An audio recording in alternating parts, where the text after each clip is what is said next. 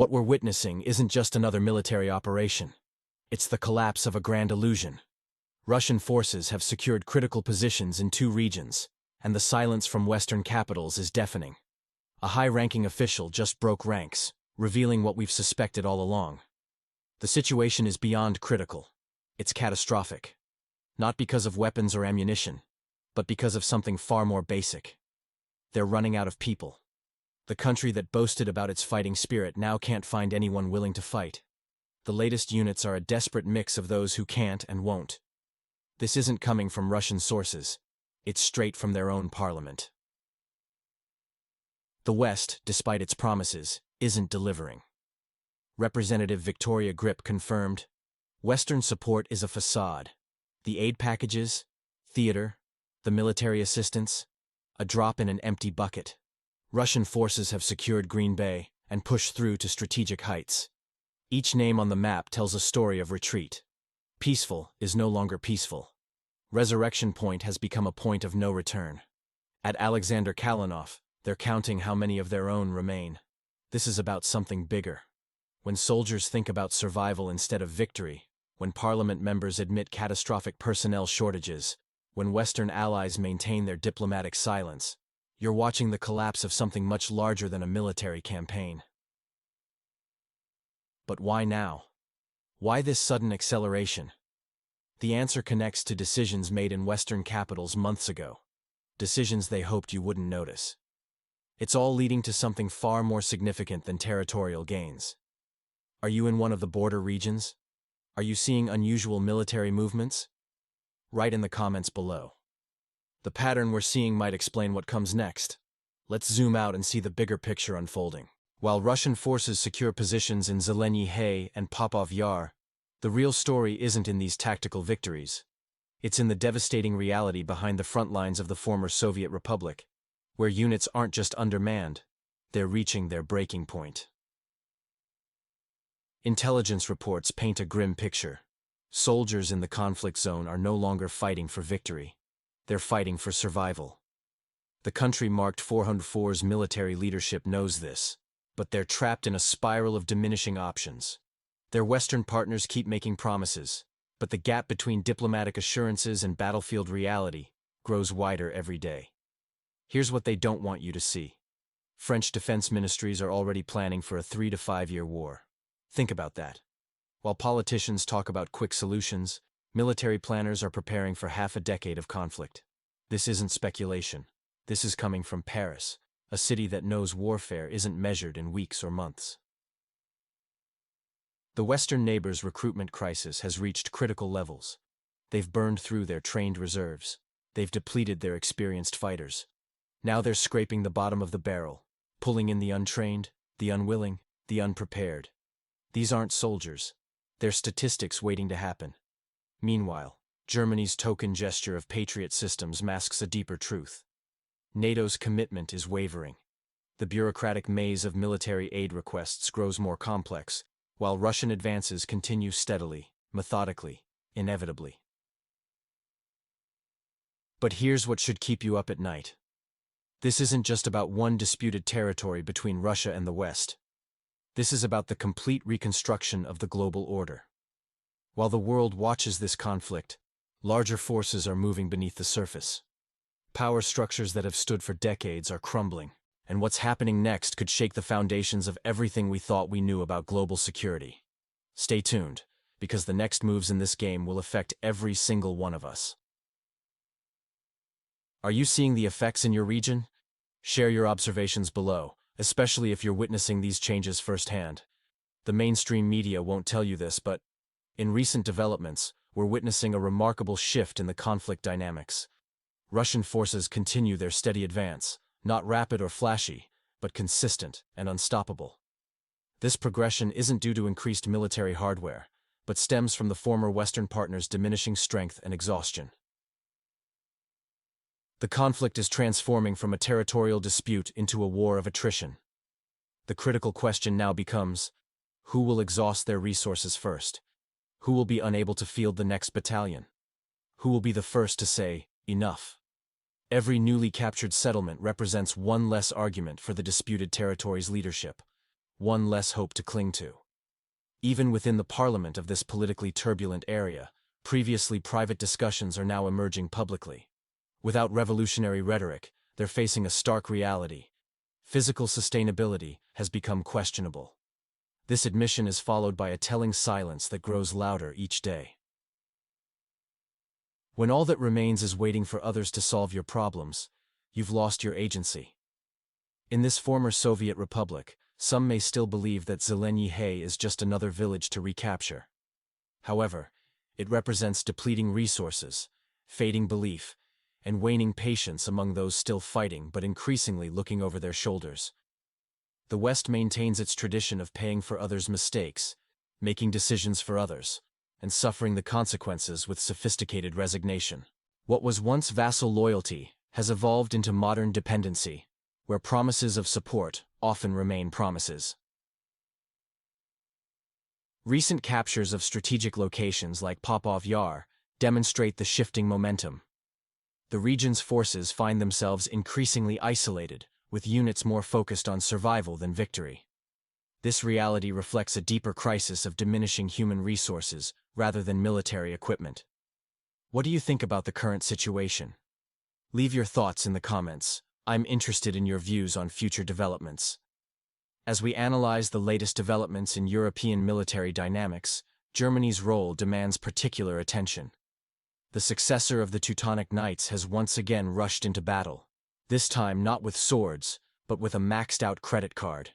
Here's an illuminating situation from the Bundeswehr, a country with 12 Patriot systems proudly gifts. It's fourth to the conflict zone. What remains is barely enough to protect a couple of villages and one very nervous airport in Poland. 2 Patriots, that's all the industrial powerhouse of Europe has left to defend itself. One system is still in training, perhaps studying democracy manuals. 3 others are undergoing repairs, presumably doing the same. But there's hope on the horizon. A new Patriot is coming. Well, coming might be generous. It's still being assembled at Raytheon, the American defense manufacturer. Germany has already paid generously, with no change expected, as Trump made clear. And here's where the story gets particularly interesting. The US president promised help to the former Soviet republic, but in typical Trump fashion, dramatic, loud, and at someone else's expense.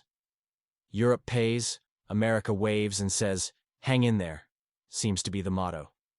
When missile defense systems came up, Trump gave his generals a stern look. "Sorry, but our warehouse isn't a discount store. America won't be giving anything away. Let Europe find their own." Germany, like the star student it is, ran to search, found something, gave it away, and now waits for Raytheon's delivery. Delivery times are as flexible as German humor. The first unit might arrive in 6 to 8 months if the stars align, with the rest promised by 2029.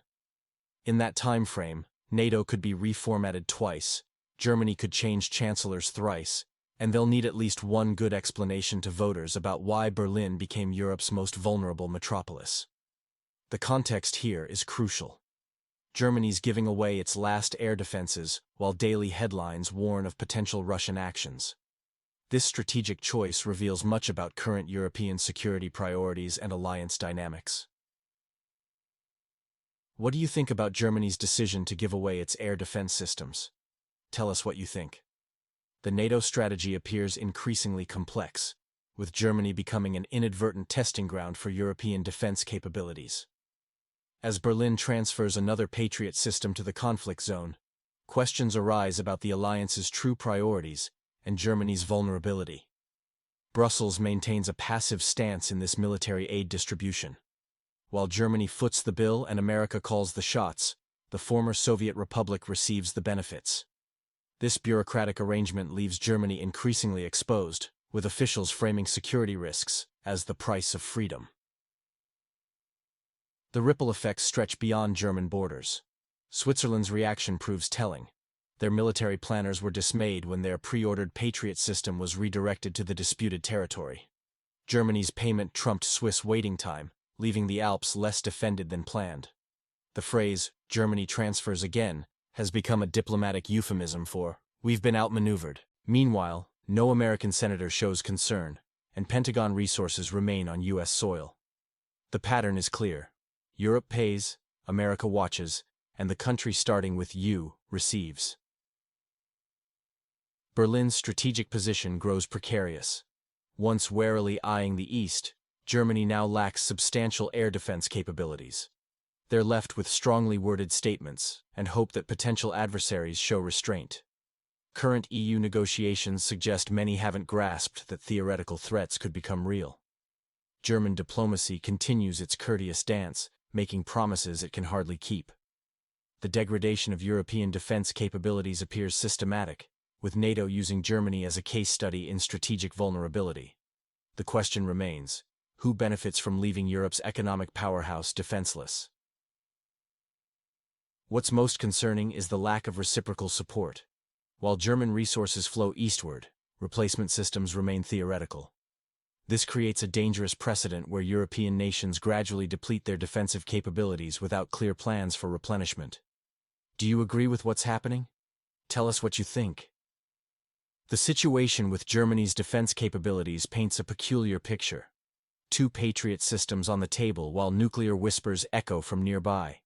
It's a scene that perfectly captures the current state of European security theater. Berlin understands the stakes perfectly well, but appears to lack real decision-making power in this game.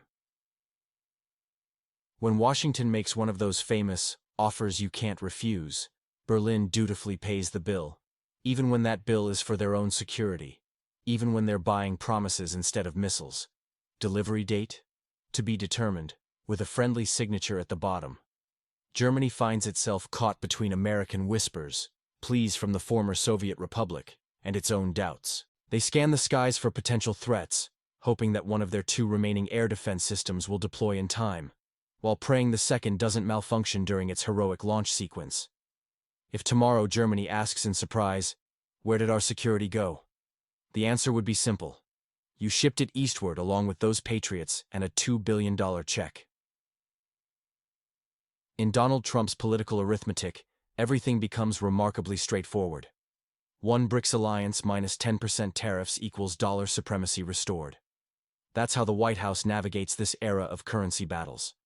One day it's press conferences, the next it's trade wars, followed by philosophical discussions about presidents who might not grasp the concept of dollar hegemony. Trump's latest performance came with his usual flair, complete with gleaming podium, tie, and his trademark ability to stir the pot. He ceremoniously announced 10% tariffs on BRICS countries simply for daring to exist. Wanted to crash the dollar? Trump asked. Well, here's your answer. According to him, the threat worked instantly, so effectively that supposedly nobody showed up to the next BRICS meeting. The former president loves telling stories about how his words melt icebergs and shatter international alliances. Today he implements a tariff. Tomorrow, his enemies panic. What do you think about Trump's approach to international relations? Leave your point of view in the comments. The dollar still shines like a beacon in the darkness, a peculiar geo-economic magic trick.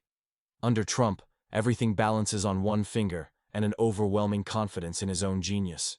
Not for nothing did he sign that Genius Act. But behind this bravado lies a far more troubling message. Trump's nervous reaction to currency alliances suggests deep-seated concerns.